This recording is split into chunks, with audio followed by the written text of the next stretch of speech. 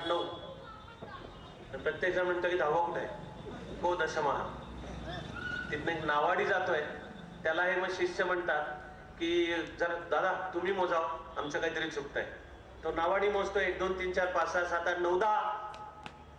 मग त्यांच्या डोक्यात प्रकाश पडतो, को दशमहाचं उत्तर आहे, अरे तू स्वतःला विसरलास. उपनिषदातल्या ऋषीपासून विनोबांच्या पर्यंत किती सहजपणाने आम्हाला विनोबांनी समजावून सांगितलं.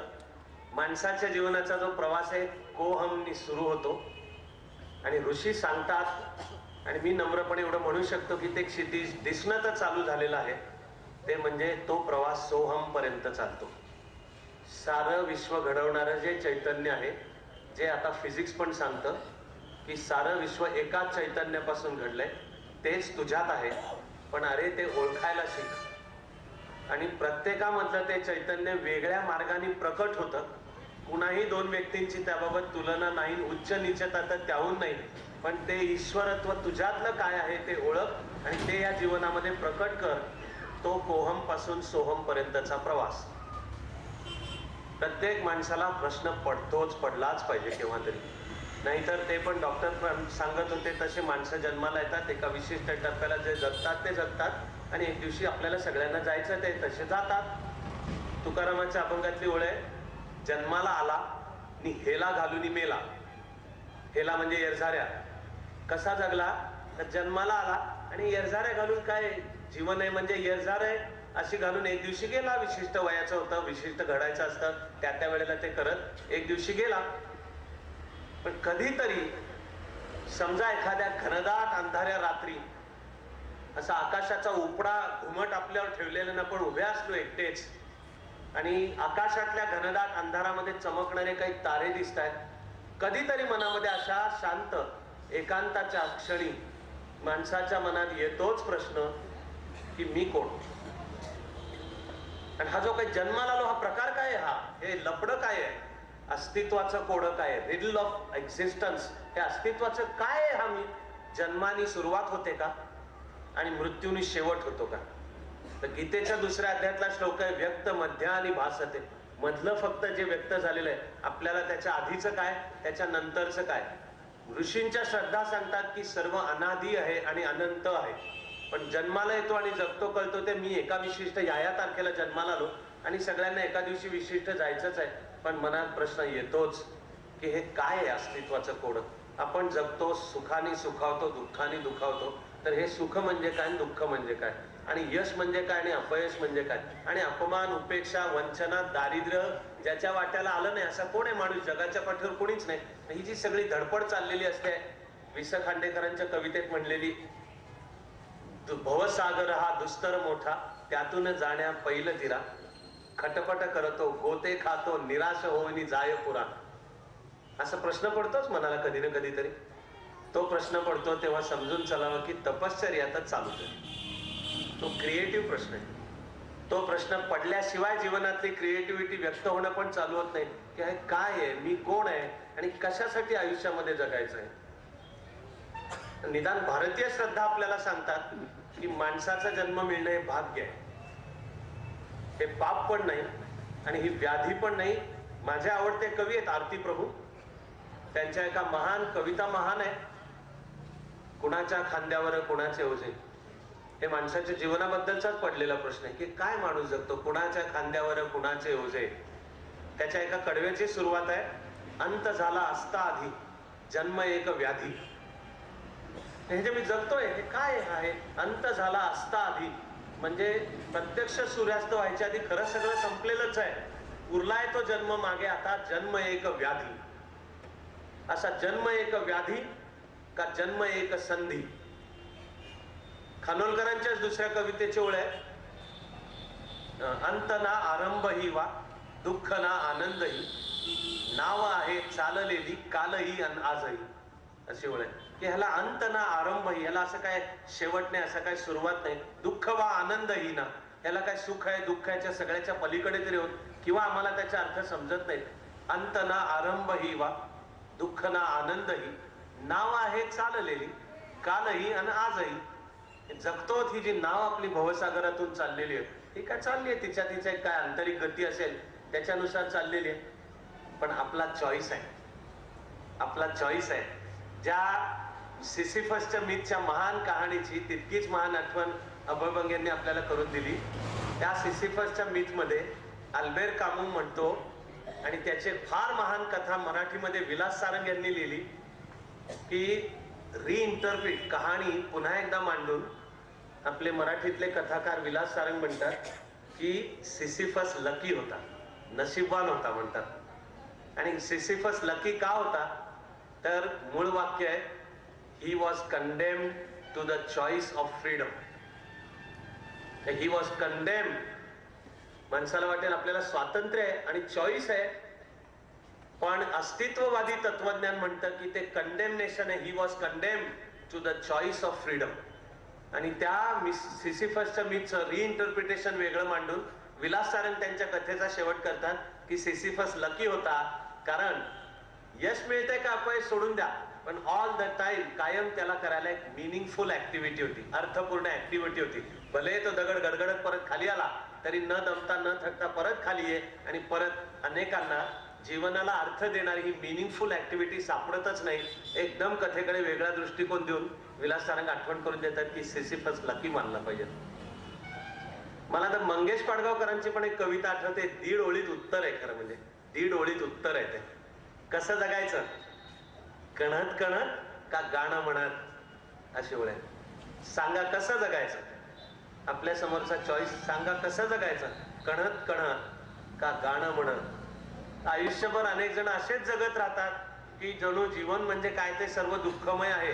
आता दुःखमय आहे ते आपल्याला बुद्धांनी पण सांगितलं, पण सांगणारा आयुष्यभर स्मितहास्य आहे त्याच्या चेहऱ्यावर. त्या दुःखातून मुक्ती पण कशी मिळवून द्यायची तेही सांगतो, कारण चॉईस आहे आपल्याला. माणूस स्वतंत्र आहे. फ्री विल आणि डिटर्मिनिझम याच्या वादामध्ये आहे का माणूस नियतीचा गुलाम, बांधलेला माझ्या हातात काहीच नाही, याचं उत्तर आपल्याला माहिती नाही. पण स्वातंत्र्य आहे माणसाला. तुझं ते स्वातंत्र्य ओळख, त्या रस्त्याने तुला तुझ्या जीवनाला अर्थ येणार आहे. असं मला आपलं सहज तिथे बसून आपल्या सर्वांची मला सोपवलेला विषय गप्पा मारताना मला वाटलं हे बोललं पाहिजे.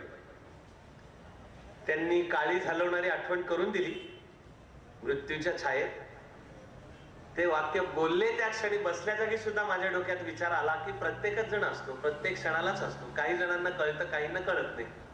असं माझ्या डोक्यात येईपर्यंत तेही म्हणालेच की असे एकटे ते असतात असं नाही, आपण सगळेच असतो. मला यक्ष प्रश्न म्हणून महाभारतामधली कहाणी आहे ती आठवली.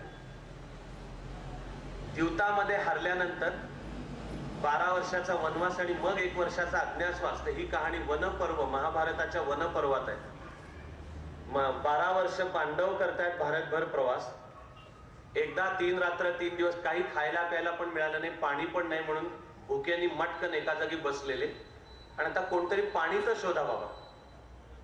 तर त्यावेळेच्या आपल्या कुटुंब पद्धतीनुसार पहिलं ते काम सगळ्यात धाकटा भाऊ म्हणून जाऊन सहदेवा की आण शोधून कुठे पाणी आहे का. तर तो सहदेव असे नाकावर वारं जे येते त्यांनी ओले वारं येते का असा शोध घेत जातो. तळं दिसतं, त्या तळ्यामधनं तो पाणी घ्यायला जातो. तळ्यामधनं यक्ष प्रकट होतो आणि तो म्हणतोय तळं माझं आहे, तू माझ्या परवानगीच्या शिवाय इथनं पाणी उचललंस तर आता मी तुला काही प्रश्न विचारणार आहे, मला समाधान होईल अशी उत्तरं दिलीस तर तुला सोडीन, नाही तर तुझा दगड होईल. इकडे सहदेव गेला तो गेला, चालाच नाही, बराच वेळ झाला.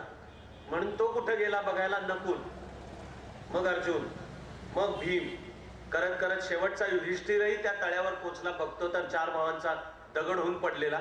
युधिष्ठिरांनी तळ्यामध्ये गाडगं आपलं बुडवलं पाणी भरायला. यक्ष प्रकट झाला, प्रश्न विचार, माझ्या प्रश्नांची उत्तरं तू दिलीस तर मला आणि समाधान झाला, आनंद वाटला तर मी तुला सोडीन. सगळे प्रश्न आणि त्यातले उत्तर सांगत बसत नाही. महान चॅप्टर आहे, व्यासमुनींची प्रतिभा आहे, भारतीय संस्कृतीची पण प्रतिभा प्रकट होते. पण त्यातला एक प्रश्न आणि त्याला युधिष्ठिरांनी दिलेलं एक उत्तर. यक्ष विचारतो सर्वात मोठं आश्चर्य कोणतं, आणि युधिष्ठिर उत्तर देतो की आपण कधी जाणार हे माहिती नसून माणूस उद्याचा वादा करतो हे जगातलं सर्वात मोठं आश्चर्य.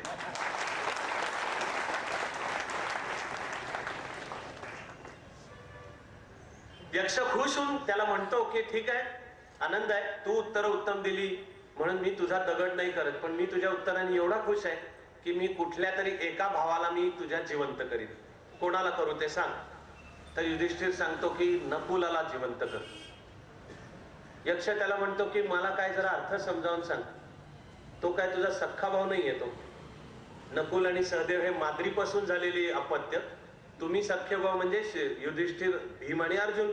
यक्ष म्हणतो मला वाटलं होतं की तू यातल्या एकाला जिवंत कर म्हणशील, तर तू नकुलाला जिवंत कर का म्हणतोयस. तर युधिष्ठिर सांगतो की दोन्ही माझ्या माताच आहेत. तुझ्या कृपेने मी जिवंत राहतो, ह्याच्यात माझ्या मातेचा एक पुत्र जिवंत राहतोय, तर माझ्या दुसऱ्या मातेचा सुद्धा एक पुत्र राहावा म्हणून मी सांगतो की नकुलाला जिवंत कर. यक्ष प्रश्न आपल्याही समोर असतात. आणि ही जी युधिष्ठिराला नकुलामधली सहवेदना समजते म्हणून म्हणतो त्याला जिवंत कर. त्याचा स्पर्श जरी आपल्याला झाला तर आपण सगळे त्या क्षणी जिवंत होणारच आहोत. उर्दू मधला पण एक छान शेर आवडतो मला, आणि कोणत्याही संदर्भात वापरला तरी त्याचा अर्थ फार मोठा आहे. म्हणजे तरुण पिढीने 14 फेब्रुवारीला त्यांच्या सोयीच्या संदर्भात वापरायचा झाला तरी त्याला अर्थ आहे. वादा कर गए 5वें दिन का, क्या मालूम था दुनिया 4 दिन की होती है. आणि आपण उद्यावर टाकतो. अरे आपल्याला कुठं माहितीये कोणाला कधी जायचंय. त्याच्यातले मुख्यमंत्र्यांबरोबर काम करताना एक दिवशी औरंगाबाद मध्ये होतो. त्यावेळेला औरंगाबादचे डिव्हिजनल कमिशनर, थोर अधिकारी, अत्यंत सत्वशील, अत्यंत प्रामाणिक विद्याधर करंदीकर, तर प्रोटोकॉल म्हणून तेच ड्युटीवर होते. आम्हाला एअरपोर्ट पर्यंत निरोप द्यायला आले. ते मुख्यमंत्री असल्यामुळे सरकारचं विमान असतंय, त्याच्यात बसून पटकन 40 मिनिटात मुंबईत जाता येतं. करंदीकर साहेबांनी मुख्यमंत्र्यांना संस्कृत मध्ये लिहिलेली 2 नाटकं दिली. त्याचे औरंगाबाद आकाशवाणी केंद्रावर प्रयोग चालू होते. आणि अत्यंत सत्वशील माणूस. आम्ही मुंबईला एअरपोर्टवर उतरलो आणि बातमी कळली की गेले करंदीकर साहेब, हार्ट अटॅकने गेले. आणि आपल्यापैकी प्रत्येकाच्या जीवनामध्ये असे क्षण असतीलच ना की अशा आठवणी सांगता येणारच आहेत. आपल्याला काय माहितीये केव्हा जाणार होता, पण ते आहोत तेव्हा कसे जगतो ते महत्वाचं आहे. आणि आपला चॉईस मग ते जगणं, हसत जगणं, आपला चॉईस हसवत जगणं, आपला चॉईस एक तरी अश्रू जर डोळ्यातला पुसता आला तर जे काही मी, माझं व्यक्तिमत्व, माझं करिअर मोजायचं कुठल्या निकषाने, की खूप पैसा मिळवला, खूप कीर्ती मिळवली, खूप पद मिळवलं, खूप हार फुलं गुच्छ, खूप माझे पुतळे उभे राहिले, खूप पेपरला नाव आली, का माझ्याच्यानी एक तरी अश्रू पुसता आला, दुःखितांचे अश्रू पुसता आले, तर मी जे जीवन जगतोय ते अर्थपूर्ण जीवन जगतोय. मग याला जीवनातली सर्जनशीलता आणि उत्तमता आणि प्रतिभा मला सुचवण्यात आलेला विषय आहे. पण सर्जनशीलता आणि ती उत्तमता आणि प्रतिभा कशाला म्हणायची आहे. मग माझ्या जीवनाला मी जो हा अर्थ देत राहतो त्याचा ऍटिट्यूड आहे. जगाच्या इतिहासामध्ये विम्बल्डन चॅम्पियनशिप जिंकलेला एकमेव आजपर्यंत ब्लॅक पुरुष, काळा पण पुरुष, स्त्रिया त्या सेरेना आणि व्हेनस विल्यम्सनी जिंकलेला आहे. आणि 75 साली विम्बल्डनची चॅम्पियनशिप जिंकली आर्थर ॲशने. पुढे त्याला झाला HIV एड्स डिटेक्ट, म्हणजे आधी HIV पॉझिटिव्ह झाला तो. त्या काळामध्ये माणसाला नवा शोध लागत होता, माहितीच नव्हतं HIV, आणि यथावकाश एड्स होऊन आर्थर ॲश गेला. त्याला जेव्हा HIV पॉझिटिव्ह तो झाल्याचं लक्षात आलं, त्यावेळेला त्यांनी टेनिस खेळून मिळवलेल्या सगळ्या पैशातनं ट्रस्ट स्थापन केला. आणि असे जे HIV असतील पॉझिटिव्ह त्यांना मदत करण्यासाठी म्हणून कमावले जे लक्षावधी डॉलर होते ते त्यांनी त्या ट्रस्टमध्ये घातले. तर एका ठिकाणी मुलाखतीमध्ये आर्थर ॲशला काही जणांनी विचारलं की तुझ्या वाट्याला जे आलं त्याचं तुला दुःख नाही का होत, तुला आणि राग आणि संताप नाही काय. आर्थर ॲश ला तो काही बदफैली चारित्र्याचा होता म्हणून नव्हतं झालेलं HIV पॉझिटिव्ह.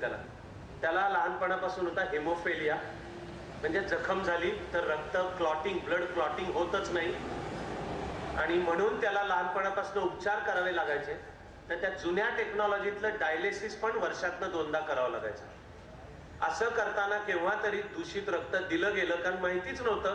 पहिला HIV पेशंट 81 साली सापडला, तर लहानपणातच दिलं गेलं. म्हणजे त्याचा काही दोष नाही, त्याचं काही चुकीचं त्यांनी केलेलं आहे, गैर वागलंय असं नाही, पण त्याच्या वाट्याला हे आलं. तर माणूसच हा मानसशास्त्रीय खेळ खेळत राहतो आयुष्यभर. Why this happens to me असं खेळाचं नाव, की why this happens to me. आपल्या वाट्याला दुःख येतं, अपयश, वंचना, उपेक्षा, आपण प्रश्न म्हणतो व्हाय दिस हॅपन्स टू मी. आपल्याला वाटतं इतर सगळ्यांचं सगळं नीट चाललंय की, आणि माझ्याच वाटायला काय येत आहे हा खेळ, व्हाय दिस हॅपन्स टू मी. तर आर्थर ॲशला पत्रकारांनी विचारलं. ॲश हसला आणि म्हणाला की मला लहानपणी हिमोफेलिया होता, पण म्हणून आई वडिलांनी मला तुच्छतेने वागवलं नाही, अतिशय प्रेमाने वागवून उलट हिमोफेलिया आहे तर हा मुलगा बळकट ताकदवान झाला पाहिजे म्हणून आई वडिलांनी मला टेनिसला घातलं उलट. त्यावेळी मी नाही विचारलं व्हाय दिस हॅपन्स टू मी. मग म्हणाला ज्या काळात अजून अमेरिकेमध्ये पण वंशवादाचा शाप होता अजूनही संपलाय असं समजू नका. एक ओबामा अध्यक्ष झाला म्हणजे अमेरिकेतल्या ब्लॅकची स्थिती सुधारली असं मानायचं यत्किंचितही कारण नाही. जशा इंदिराजी पंतप्रधान झाल्या म्हणजे देशातल्या स्त्रीची स्थिती सुधारली असं अजिबात अर्थ होत नाही. ती स्थिती अमेरिकेतली पण आहे, ती आजही आहे. तर ज्या काळामध्ये आर्थर ॲश एक ब्लॅक खेळाडू म्हणून मोठा होत होता त्यातलं काय विचारताय.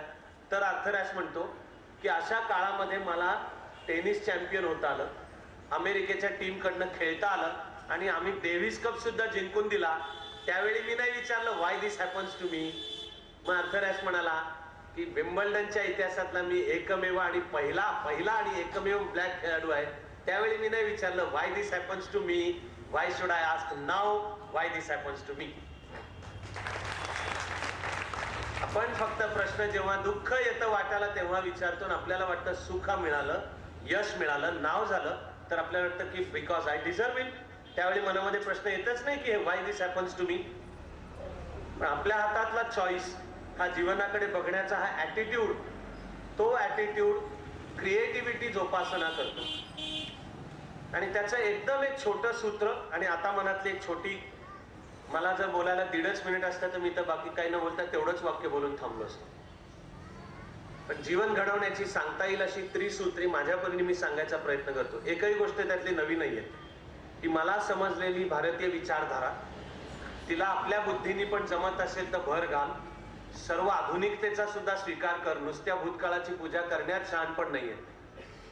जे भूतकाळातच रमतात ते भविष्यकाळ घडवत नाही. ही बाबा आमटेंच्या कवितेतली ओळ आहे की केवळ भूतकाळातच रमले तसं नाही, पण तो आपला शिकवणार आहे, त्यातनं शिकायचंय आणि मग वर्तमान काळात बिईंग इन द प्रेझेंट, सर्वथा वर्तमानोपी भविष्याकडे वाटचाल आपल्याला करायची. हेच सगळ्याचं एकत्रित भान ठेवून 3 सूत्र येत राहतात माझ्या डोक्यात. जीवन घडवायचं, त्यातली सर्जनशीलता आणि आपली प्रतिभा आणि उत्तमता. मला माझं जीवन काय करू. पहिलं सूत्र आहे अरे तू स्वतःला ओळख. ते को दशमाच्या उपनिषदातला ऋषी आधुनिक काळात विनोबा पण सांगतात ते की अरे तू स्वतःला ओळख. कोणत्याही 2 व्यक्ती एकसारख्या नाहीत, पण मानव मात्र एकसारखा आहे. आणि कोणाही 2 व्यक्तींची तुलना पण करण्याचं कारण नाही. हा पुस्तकी अभ्यासात चांगला आहे, त्याला अभिनय चांगला येतो, तो क्रिकेट चांगलं खेळतो. मग चालू होणार असेल तुझा प्रवास आणि कधी सापडणार असेल उत्तर. सोहम, जे आहे ते सर्व तुझ्या हात आहे. पहिली स्टेप आत डोकावून पहा. अंतर्मुखता आहे, चिंतन आहे. माझी दुसऱ्याशी तुलना नकोय, द्वेष पण नकोय, इन्फिरियरिटी कॉम्प्लेक्स पण नकोय आणि सुपिरियरिटी कॉम्प्लेक्स पण नकोय. हवंय त्याचं नाव आहे नॉलेज ऑफ द सेल्फ. तुलना नको करूस. तो मेडिकलला गेला, आनंद आहे ना, अभिनंदन कर त्याचं. ती इंजिनिअरिंगला गेली ना, मॅथ्स तिचं चांगलं आहे, चांगली गोष्ट आहे, तिचं पण अभिनंदन कर. तू काय, मला आलं नाही, मला मेडिकलला जायचं होतं पण जमलं नाही. तू तुझ्या डोकावून पहा आणि तुला काय येतं, तुला काय समजतं, तुझा जीव कशात रमतो, काय करताना तुला कष्टच वाटत नाही आणि समोर आला विषय तर तो कळतो. ते तुझं क्षेत्र आहे, तो तुझा स्व. क्रिकेट हा सचिनचा स्व. गायन हा लताबाई आशाबाईंपासून उस्ताद आमिर खान, उस्ताद रशीद खान, परवीन सुलतान, प्रभा अत्रे, मालिनी राजूरकर का मोठी भीमसेनजी, जसराजजी, त्यांचा स्व. अभिनय हा अमिताभ बच्चनचा स्व. यामध्ये हायरार्की नाही कुठली.